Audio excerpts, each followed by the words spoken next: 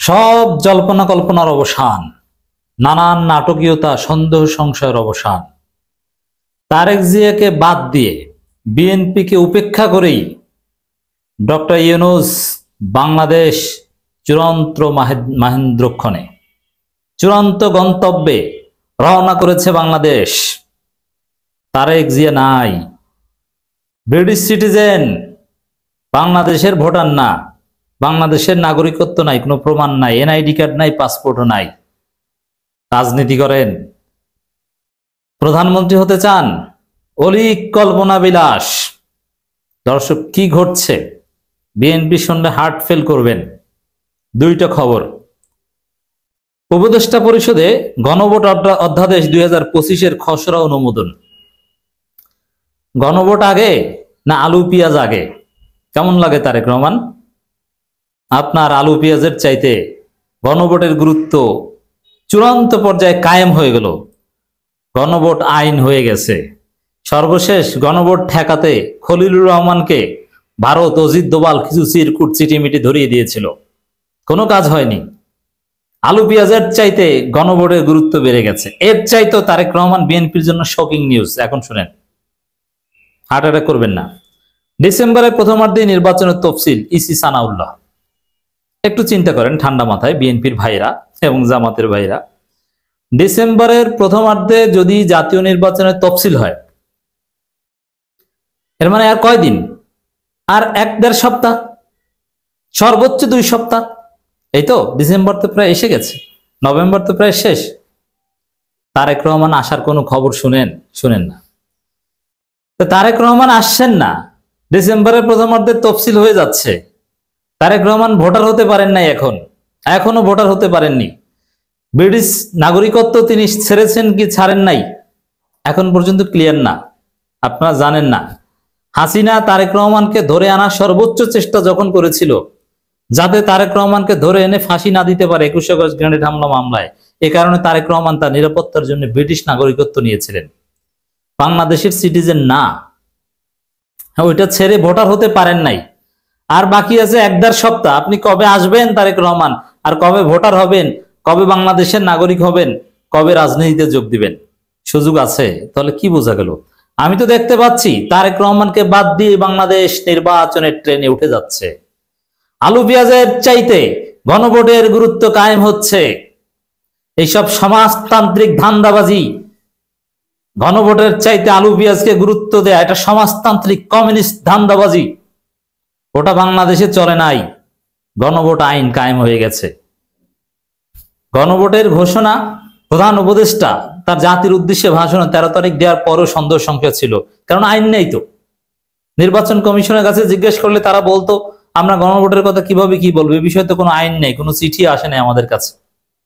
আইন হয়ে গেছে, গেজেট যে কোনো সময় হয়ে যাবে। তাহলে বিএনপি যে গণভোট ঠেকাতে চেয়েছে,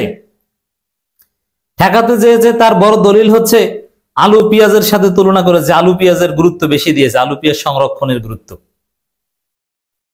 এটা ওই পিনাকি একটা আলোচনায় বুঝিয়েছে। এরকম ঘটনা ইরানেও ঘটেছিল। ইরানে বিপ্লবের পর বামপন্থীরা স্লোগান ধরেছিল, এটা একটা কমিউনিস্ট ধান্দাবাজি। আমি বলেছি না, ভোটের আগে ভাত দে। তরমুজের দাম এত বেশি কেন, আমরা কি জন্য বিপ্লব করেছি? তা খোমেনি বলে দিয়েছিলেন, আয়াতুল্লাহ বলে দিয়েছিলেন, তরমুজ সস্তায় তরমুজ খাওয়ার জন্য বিপ্লব হয়নি, আগে মানুষের মুক্তি দরকার। এখন তারেক রহমানের অবস্থা হচ্ছে এরকম। তা এই যে দুইটা খবর, গণভোট অধ্যাদেশ 2025-এর খসড়া অনুমোদন, এই একটা, আর ডিসেম্বরের প্রথমার্ধে নির্বাচনের তফসিল, এই দুইটা খবর বিএনপির হার্ট অ্যাটাক করার মতো, বিএনপির জন্য শকিং, ভূমিকম্প বিএনপিতে। এই খবরের মাধ্যমে তারেক রহমান বাদ পড়ে গেল বাংলাদেশের চ্যাপ্টার থেকে। শেষ মুহূর্তে কোনো নাটকীয়তার মধ্যে আসলে সেটা ভিন্ন কথা, আসলে অ্যাটলিস্ট প্রধানমন্ত্রী বিজয়ী হবেন এই সম্ভাবনাটা অ্যাটলিস্ট নাই। বরং সামনে বিএনপির ভারপ্রাপ্ত চেয়ারপারসন থাকতে পারবেন কি পারবেন না, এই বিষয়ে কোর্ট কি সিদ্ধান্ত দেয় সেই অপেক্ষা করেন। এত সোজা না রাজনীতি। বিপ্লব হয়ে গেছে 1.5 বছর, আপনি বাংলাদেশে আসবেন না, বাংলাদেশ আপনার জন্য বসে থাকবে না। This is Bangladesh.